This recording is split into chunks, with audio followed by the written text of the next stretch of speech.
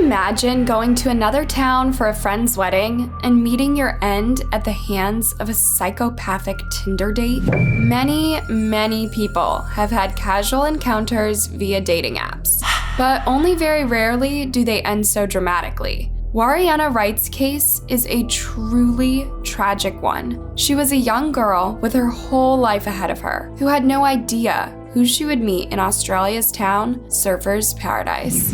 Trigger warning, we will be discussing some mature themes and adult content. This is your chance to turn away, as this case is about to get as upsetting and outrageous as it can get. But if you're ready for it, let's dive in.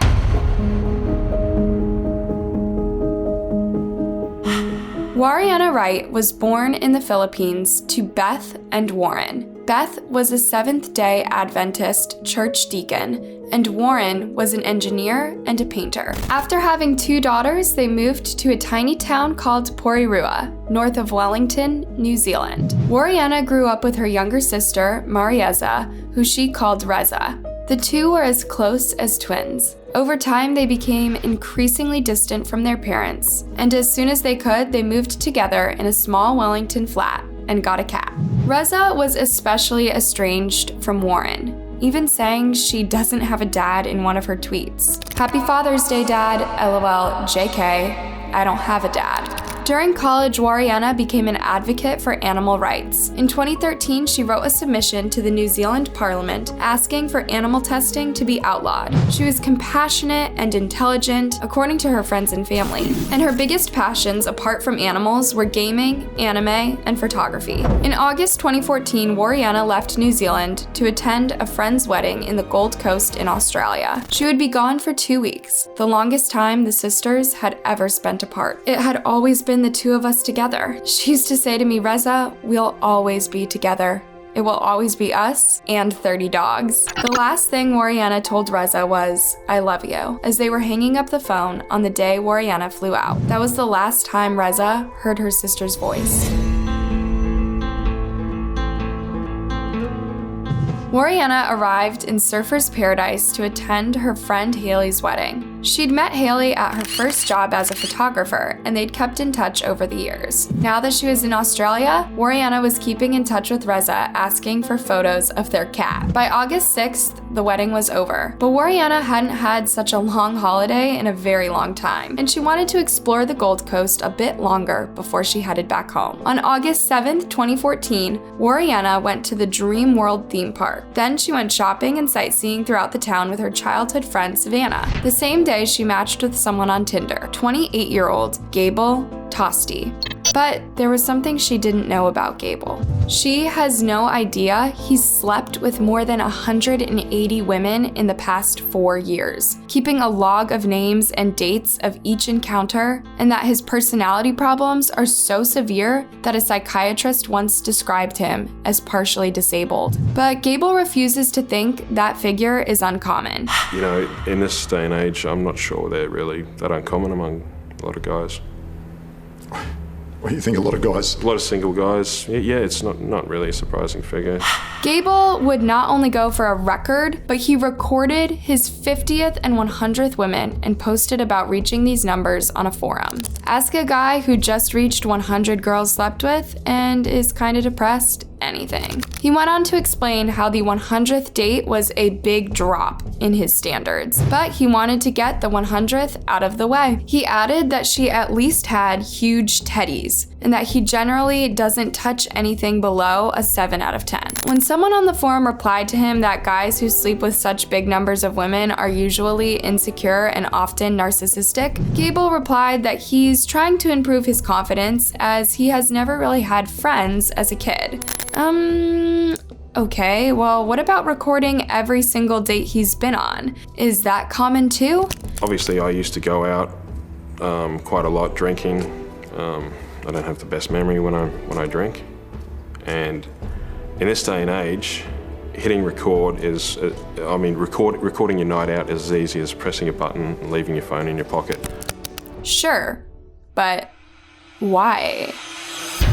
Anyway, back to August 7th, 2014. Gable immediately started making naughty comments to Wariana on Tinder, but she seemed to indulge in the conversation. Soon they decided to meet on Cavill Avenue, a busy street in the Gold Coast Center, filled with places to get a drink. At 8:48 p.m., Wariana and Gable entered the Surfer's Paradise Tavern Beer Garden, but 3 minutes later, they left the tavern. They decided to go to a supermarket and get some drinks to take to Gable's place instead. Gable lived in an airy apartment in a tall, shiny block, close to the beach as well as the city center. By the way, if you think Gable had a high-paying job to afford that place, think again. Gable was a carpet fitter with a history of scams and a severe alcohol addiction. He started drinking to dangerous levels as a teen, and in 2005 he was arrested for organizing a huge forgery scam. He and his 2 friends created fake IDs for underage kids, earning some $30,000 in the process. He also printed fake money, and yet he wasn't convicted for any of this. In 2011, he was also caught with a DUI. So he was fined and his driver's license got suspended for 10 months. Then in July 2014, just 2 weeks before he met Wariana, police caught Gable driving a Ford Falcon without a license plate, way over the speed limit. Instead of stopping, Gable continued speeding up, reaching 130 miles per hour as the police threw spikes at him to try and blow his wheels. Finally, Gable was caught, and he was 4 times above the drink drive limit. In January 2014, Gable got into a fight with the police again, and this was their exchange. All this is being recorded. Recorded, is it? God, you're a dickhead. What are you arresting me for? For being a dickhead? And Gable wasn't just stopped by the police a few times. He was also banned from several nightclubs as he was described as creepy. So drinking was Gable's best friend. Unfortunately, Wariana liked drinking too. Soon after the two got to Gable's place on August 7th, the drinking game started. Perhaps unsurprisingly, Gable recorded their whole night together. Do you want me to walk you back home or? No, come on, no, don't be like that. Just have a good day. So everything's going okay at this stage, and you've offered. At that stage, yeah. You've offered to walk her back home. Yeah, if she was going to go home, if that was what she wanted to do, I would have been all too happy to walk her back home. But there's a reason why Gable wanted to walk Wariana home that early. Wariana had drunk quite a bit and was starting to act a bit strange. Yeah, I mean, at that stage, I noticed she was behaving a little bit quirky, and that's all I thought it was at first. Wariana and Gable hadn't been drinking just the beer they'd bought, but moonshine vodka made in Gable's kitchen. By 1 a.m., Wariana declared herself psycho drunk, and yet Gable kept pouring glasses. Before long, things started heating up between the two, and not just in the fun way. At 1:35 a.m., Wariana started accusing Gable of stealing her phone and threatening him pretty aggressively. I will destroy your jaw. It's not funny. Wariana couldn't find her phone and was convinced Gable had hidden it somewhere as a joke. But no matter what Gable said, she had made her mind up. And about destroying his jaw, well, the 3-hour-long recording Gable took shows multiple instances of her hitting him. She says, "Do you want me to destroy your jaw?" Yeah. So, had she already hit you? At that stage, it was kind of what I understood to be play fighting, but as you'll see throughout the night, it got worse and worse. Gable ended up complaining about Wariana's behavior more and more throughout their night. I'm not sure whether she found it amusing, but it was getting out of hand. She kept hitting me, taunting me, throwing my stuff around, and trashing my apartment. Perhaps it would have been his word against poor Wariana's, but for whatever reason, there's a full recording of their very strange date. Oh! I think that was actually a rock being thrown at me. You caught one there, did you? Yeah, close range too. Wariana had found a dish full of decorative rocks, and she made it her mission to throw them at Gable. At this point, Gable wanted her to leave his apartment, but they were both a bit too drunk to see it through. That's enough. That is more than enough. You've worn out your welcome. At that point, You've decided that's enough. I've told her, you've worn out your welcome, and there's a point where I kind of paused for a minute and thought, what do I do? How do I sort this out? She can't be in my apartment any longer. Around this time, Wariana can be heard panting and struggling for air. The prosecution would argue that Gable had pinned her to the floor with her face towards the carpet. This is when Gable delivered his horrifying line. You're like, yeah, I'm gonna chuck you off my balcony, you damn psycho little Make of that what you will. Years later, Gable says this is just a horribly unfortunate choice of words, as he had no idea what would happen less than an hour later. I didn't intend that as a threat. I intended it as a figure of speech to say, you're lucky I've been so tolerant with you. At this point, Gable lifted Wariana up in the air and started carrying her to the nearest door. She tried to grab the metal clamp of a telescope, and Gable tells her to drop it. Wariana's reaction is downright chilling.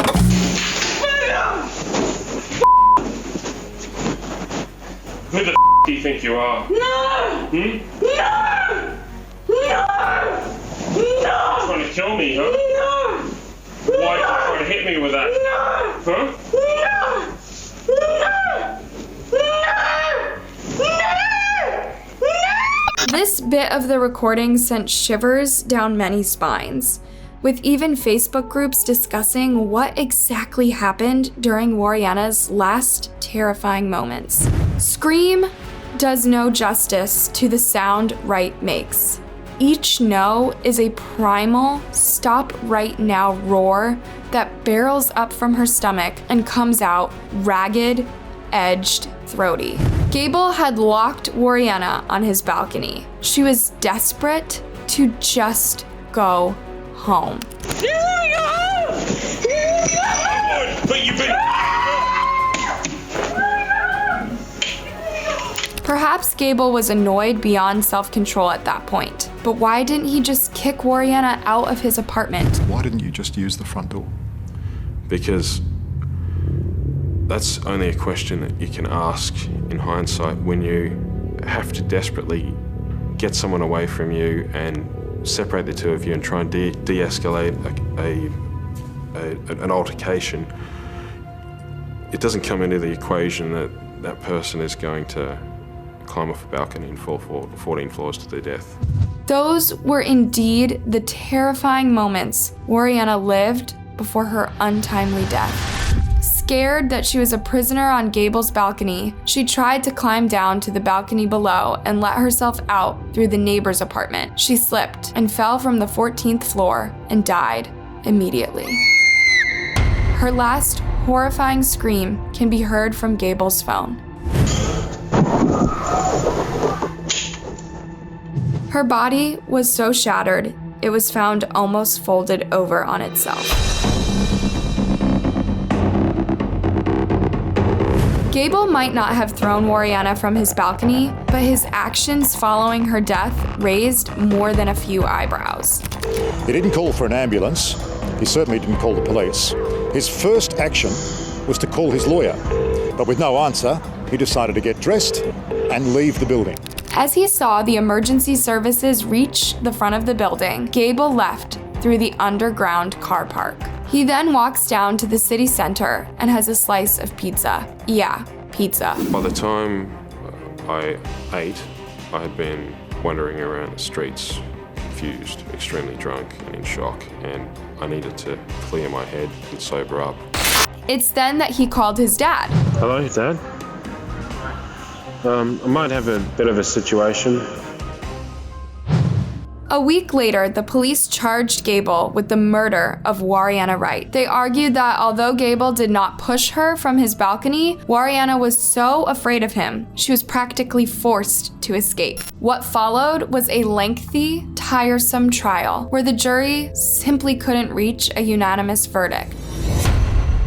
While Gable's words to Warriana and his actions following her death were more than creepy, there were a few other things to take into account. Warriana's blood alcohol reading was 3 times over the legal driving limit at the time of her death. Also, there were clear signs of Warriana attacking Gable on his body. And of course, there was the recording, although creepy. It was exactly the evidence Gable needed in order to be acquitted of murder. If you had actually heard someone give that description, or if Mr. Tost had given evidence without that tape and explained what had occurred in that apartment for the hour and 46 minutes before, Would have been unbelievable. it would have been unbelievable. By late 2016, Gable was free, as the recording made it clear Warriana was severely drunk and Gable didn't make her jump. But Warriana's family is beyond devastated. Her mom, Beth, specifically asked the judge not to release Gable's recording to the public, but they did. And soon this created a media frenzy that left Beth and Reza even more hurt. I do not want to remember her like that. Gable's lawyer, Nick Dorr, was also surprised at the craze which stemmed from this case. I've acted for people who kids, I've acted for triple murderers, notorious files, but all of a sudden, this one particular case becomes the moral high ground. And even Warriana's dad, Warren, when he finally agreed to talk to journalists, said, "The media are blowing this case out of proportion. You look at something like Aleppo and 60 families are being killed there every day. Why is this up there?" Gable also complained about the media making him look like a cold-blooded monster who went to get pizza as soon as his date fell from his balcony. He says it's easy to handpick someone's worst social media posts and paint a horrible image around them. Sure, but he must take some responsibility for behaving like that with Warriana, right? You don't just lock someone on your balcony for being drunk. A lot of things I could have changed about that night. Such as? Taking her home earlier, in hindsight. But you don't get hindsight when you've never experienced something like this in your entire life. Gable remains a very debated character in Australia and New Zealand. While he didn't kill Warriana, their whole date was a very creepy one, and his behavior around women is definitely questionable. Warriana's dad, however, advises the police to find the right punishment for Gable. Meanwhile, Warriana's tragic story remains a cautionary tale for online dating users seeking quick, casual sex. Peter Johansson, a psychologist who analyzed Warriana's case, said to override lust and just go through their Facebook page, hold a Skype date first, and plan an hour-long initial meeting. No one deserves to go through what Warriana did on her last night. All her family can do now is remember her as the bright, caring person she was, and seek closure in the fact that this story will inspire others to stay safe. And that is the truly tragic story of Warriana Wright.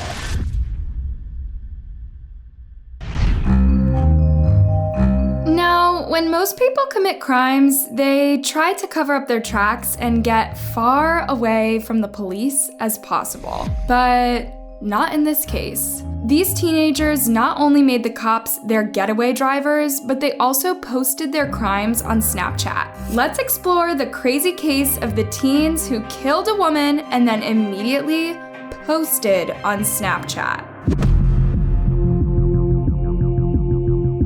This totally disturbing case happened in Hartlepool, England, and involved 2 young teenage girls aged 13 and 14 years. And because they were so young when they committed the crime, their identities were concealed. But they were given pseudonyms, Yasmin and Olivia. Yasmin is the younger girl, while Olivia is the older one. The 2 girls had known each other since early childhood, but they weren't really close until a few months before this incident. Since they both had troubled childhoods, they naturally gravitated towards each other and became completely inseparable. They would regularly post on social media, declaring their love and eternal friendship for each other and some other friends. Yasmin referred to Olivia as her partner in crime, saying that they would be together through thick and thin.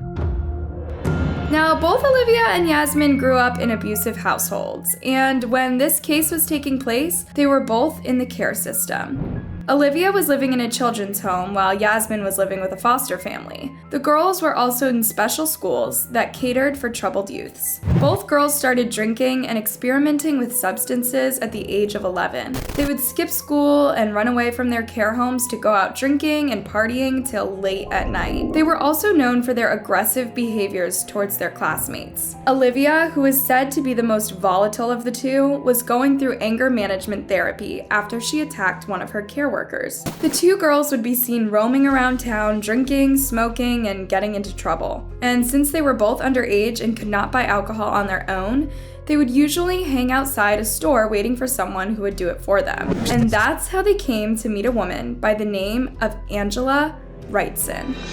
Born in the mid-1970s, Angela had the same childhood as these two girls growing up in foster care and started drinking at the age of 11. As she got older, her drinking became heavier to the point that she would not function without alcohol. And because she was also suffering from some mental illness, she would get in trouble a lot with the police and was in and out of jail multiple times. At some point, she was even banned from buying alcohol for 2 years. Of course, she ignored the ban and continued drinking. The local government tried to get her admitted into rehab, but she always found a way out.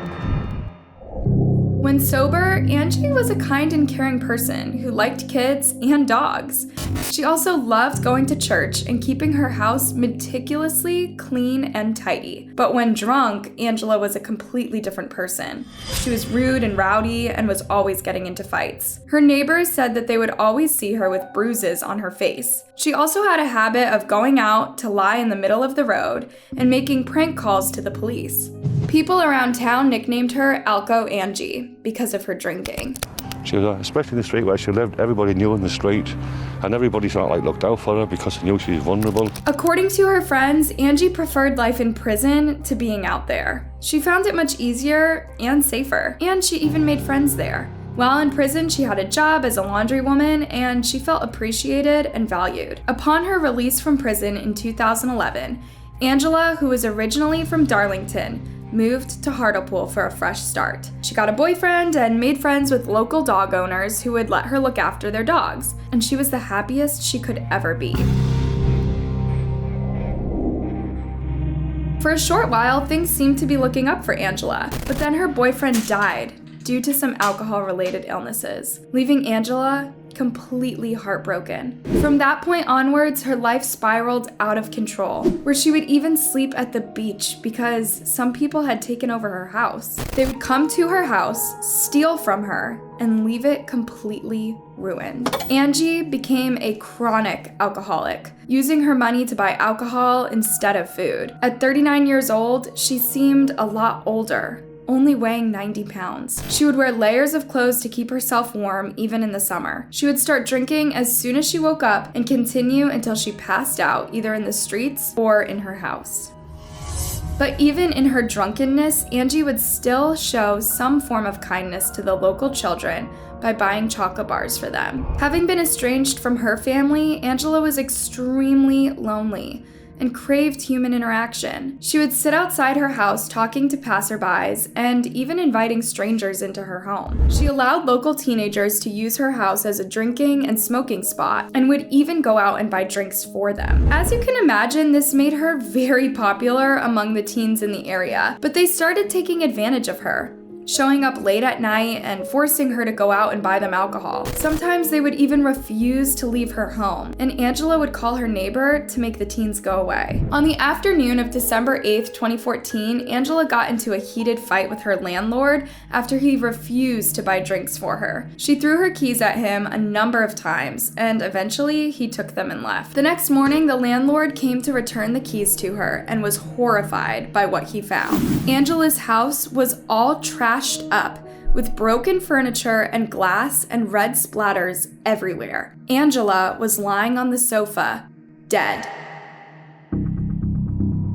But the condition she was in was even more horrifying. She was half naked from the waist down and had hundreds of injuries all over her body, with most of them being on her head. Who could have done such an awful thing? During the investigation, the police found out that the attack lasted for about 5 hours, and that Angela had died a slow, agonizing death.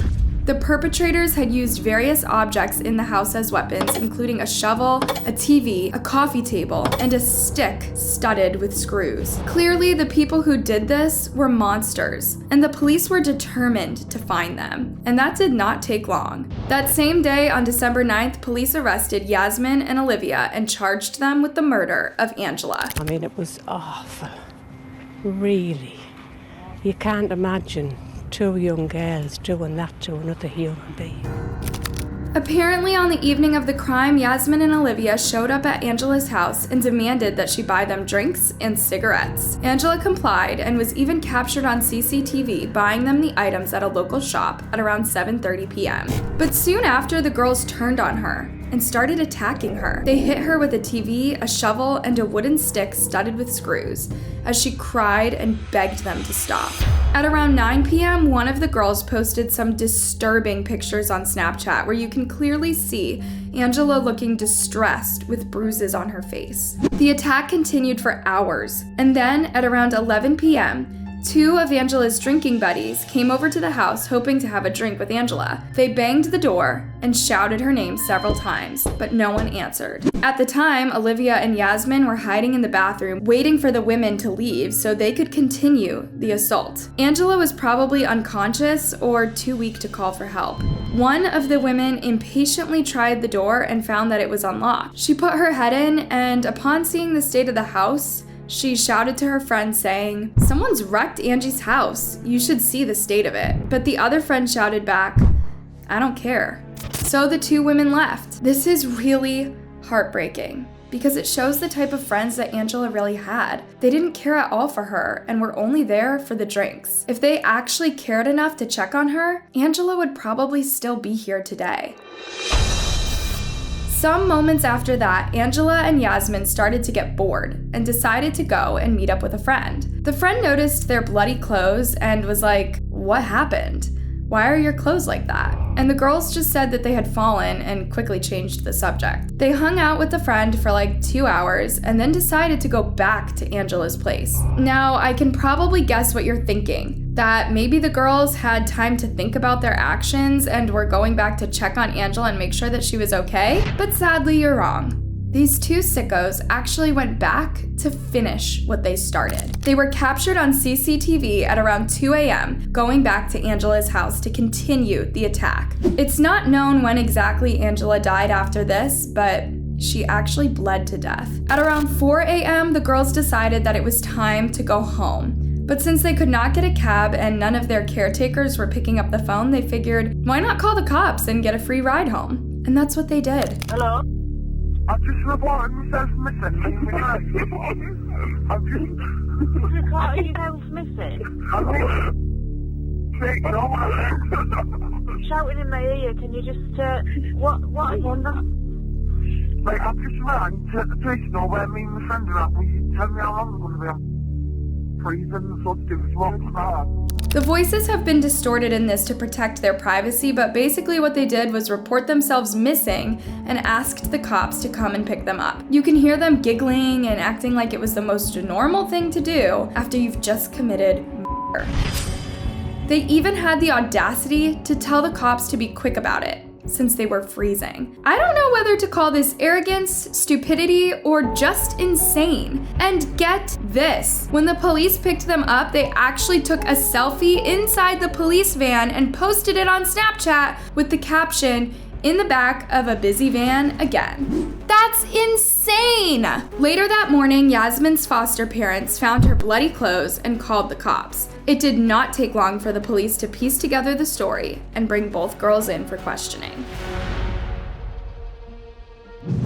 As you might expect in most cases involving teenagers, the girls soon turned on each other, with Yasmin claiming that she didn't know what was going on because she was on Facebook on her phone, while Olivia was hitting and throwing things at Angela. However, the police soon found out that Yasmin was actually the one who orchestrated the attack. They learned that when Olivia was attacking Angela, Yasmin was sitting on the couch smoking and talking to a friend over the phone, and that the friend heard her saying, and I quote, "Kick her head in! Why isn't she knocked out yet? Go on, her, right her."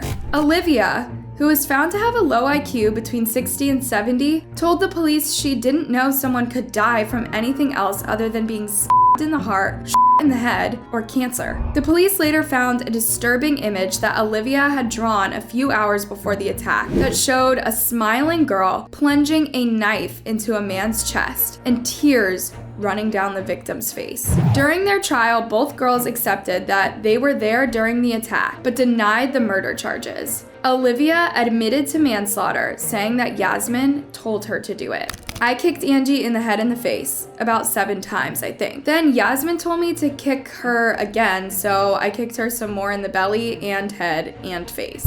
The trial lasted for 7 weeks, and eventually both girls were found guilty of murder and sentenced to life in prison, without a possibility of parole for 15 years. As the verdict was being read out loud, both girls broke down into tears, probably just realizing the consequences of their actions. Never come across a crime that's been as terrible as this. I can't imagine that any of my officers have, and the girls just don't seem to understand that. They've never shown any remorse, and hopefully one day they will. Now, after the trial, there was a huge outcry from the public demanding that the names of the killers be revealed. But after a lot of consultation and the fact that both girls were at risk of harming themselves if that ever happened, it was decided that the names should stay anonymous for as long as they live.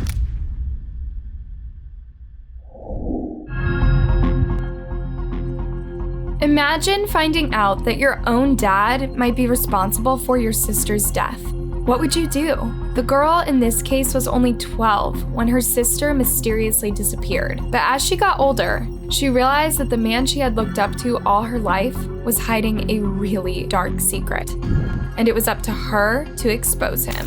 Let's dive into the case of the girl who solved her sister's 20-year-old cold case by TikTok. Dad's a pervert. Elisa Turney was born in Paradise Valley, Arizona on April 3, 1984. When she was 3 years old, her mom, Barbara Stram, married a guy named Michael Turney, a former deputy sheriff that she thought was her knight in shining armor. Michael adopted Elisa, and the couple had their daughter together, Sarah, in 1988. Sadly, when Elisa was only 8 and Sarah was 4, their mom died of lung cancer, leaving Elisa and her sister in the care of Michael.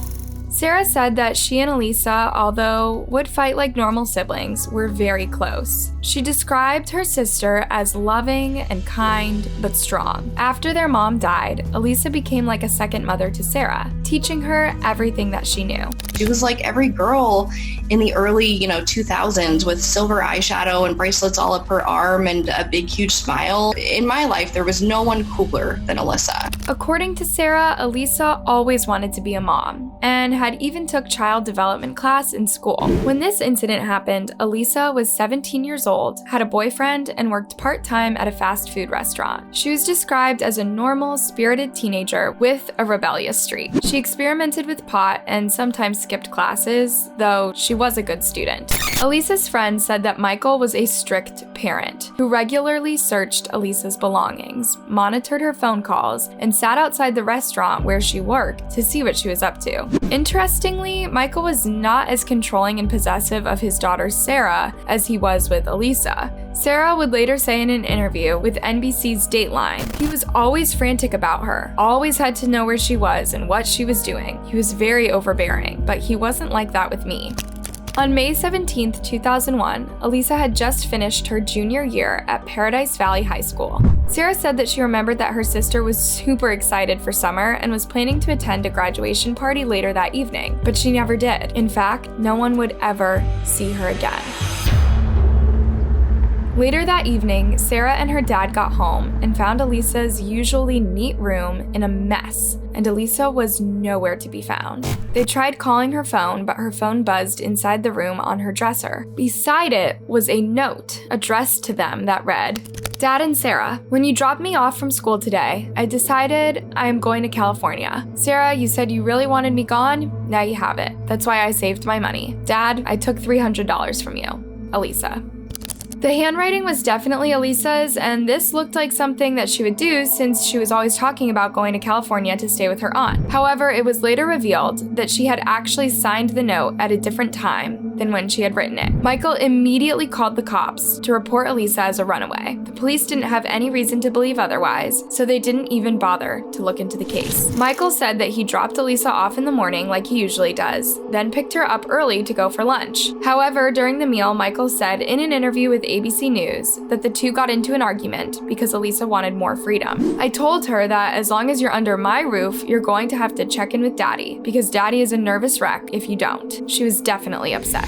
Michael claimed that when they got home, Elisa was still upset and she stormed off into her room. He left her there to go pick up Sarah and run some errands. He tried contacting Elisa several times when he was gone, but she didn't answer the phone. However, Sarah said that her dad was actually late that day in picking her up and that she had to go to a friend's house nearby, which is where he came and picked her up. She remembered that her dad was frantic that Elisa wasn't picking up his calls. The police never investigated or followed up on this claim, so the case went cold. On the other hand, Michael was all over the place trying to find Elisa, going from house to house looking for her, and passing out flyers, asking if anyone had seen her. He even traveled to California several times to search for her. He had flyers stuck to the dashboard of his truck for years. He'd tell everyone and anyone about Elisa. He talked about her constantly at the pharmacy, at the bank, at the grocery store. With hindsight, he made a fuss with everyone other than the police. A week after she disappeared, Michael told the police that he received a call from a payphone in California. He said that the conversation was scrambled, but he realized that it was Elisa, and she told him to leave her alone, and hung up. Elisa's case remained classified as a runaway, with most people believing that she wanted to get away from her strict stepfather and get a fresh start in California. But as months turned into years without anyone hearing from her, this began to look less and less likely. Elisa had a boyfriend, siblings, and friends that she was really close to, but she never mentioned wanting to run away from any of them. None of them also heard anything from her after she went missing. Also, Elisa had left most of her belongings behind, including her cell phone and makeup, and had not touched the $1,800 in her bank account. It was also discovered that Elisa never went to her aunt's place. So, where was she? The police still did nothing for almost 6 years, until 2006, when a man in Florida confessed that he had killed Elisa. The guy was in prison after being arrested for killing another woman a few months after Elisa went missing. On seeing Elisa's picture in an old newspaper, he allegedly turned to a guard and said that he had killed Elisa. However, he could not really describe Elisa, and on further interrogation, it turned out to be a false confession. Still, this helped to bring Elisa's case back into the spotlight and brought out some friends and family who started making some disturbing allegations about Elisa's relationship with her stepfather, saying that Michael might have been abusing Elisa. Elisa's boyfriend told the police that she had once confided in him that Michael had once taken her out to some deserted place and violated her. One of Elisa's teachers and friends told the police the same thing. Some friends even said that Elisa had told them that one night she had woken up to find herself gagged and bound to a chair with her stepfather on top of her. Michael denied all these accusations against him, saying that he was a good father to Elisa and he had never hurt her in any way. It was later revealed that a year before Elisa went missing, Michael had called Child Protective Services to tell them that if Elisa ever called them to report a complaint against him, she was lying. In 2008, investigators from Phoenix Police Department Missing Persons Unit opened Elisa's case and began looking into Michael. They got a search warrant to search the home where Elisa had lived and the home across the street where her family had later moved to. While searching the house, investigators found many videotapes of Elisa dating back to the 1980s. One even captures Elisa and her boyfriend making out. But, suspiciously, there were no videos of the day Elisa disappeared. Police would also find lots of homemade contracts written by Michael and signed by Elisa, stating that he had never abused her. On further searching of the house, police found a large stock of handmade explosives and high-caliber rifles, as well as 2 handmade silencers and a van filled with gasoline. Michael himself was also carrying a knife, 2 loaded guns, and 7 magazines of ammunition, when he was arrested. The police also found a 98-page manifesto titled Diary of a Madman Martyr, written by Michael as he tried to explain why he had all these weapons in his house. In the document, he accused the Internation Brotherhood of Electrical Workers of being behind Elisa's kidnapping and murder. Michael had worked as an electrician in the 1980s and complained about the poor working conditions. When Elisa disappeared, he told the police that he thought the union held a grudge against him and wanted to punish him by taking Elisa. In the manifesto, he claimed that he had killed 2 assassins responsible for his stepdaughter's death and that Elisa was buried in Desert Center, California. He further wrote that he planned to blow up the Union Hall in revenge and then gun down any survivor before ending his own life. The police believe they may have stopped him just in time, as they found the weapons and explosives on December 11th, and the next union meeting was scheduled for December the 15th. In an interview with ABC News, Michael denied wanting to blow up the Union building, but admitted that he was going to end his life in order to bring attention to Elisa's case. So what were you planning to do? Just bring attention to Elisa. How are you going to do this? Take a shotgun and blow my head off. That's what I tried to do in '94. In March 2010, Michael pleaded guilty to possession of unregistered explosives. He was sentenced to 10 years in prison, though he only served 7 years before he was released in 2017. Meanwhile, Elisa's little sister Sarah believed that her dad had something to do with Elisa's disappearance. She started a Justice for Elisa blog page and Facebook page and reached out to several media houses and true crime communities to share her story and beliefs. She even started a podcast called Voices for Justice to ensure that her sister's case reached as many people as possible. In 2001, my sister Alyssa Turney went missing. She was 17 and I was 12. She was basically the only mom I ever had. But everyone thought that she just ran away, and the police didn't even look into it until 2008, 7 years later. That's when they sat me down, told me that my father had been molesting Alyssa for our entire lives. They told me I had a sister I didn't know about, and that they were raiding our home right that minute, looking for evidence that he killed my sister. After her dad was released, she went and confronted him, asking if he had anything to do with her sister's disappearance, and his answer was just insane. But the breakthrough came in April of 2020, when Sarah began posting on TikTok. She shared the story on TikTok, including one video where Elisa is heard saying, "Dad's a pervert." Cookie! Sarah! Sarah! Dad's a pervert. The case blew up after this, getting millions of views. And in August 2020, Michael was arrested and indicted by a grand jury on second-degree murder charges against Elisa. What do you think about this case? Let me know your thoughts down in the comment section, and don't forget to like and subscribe for more.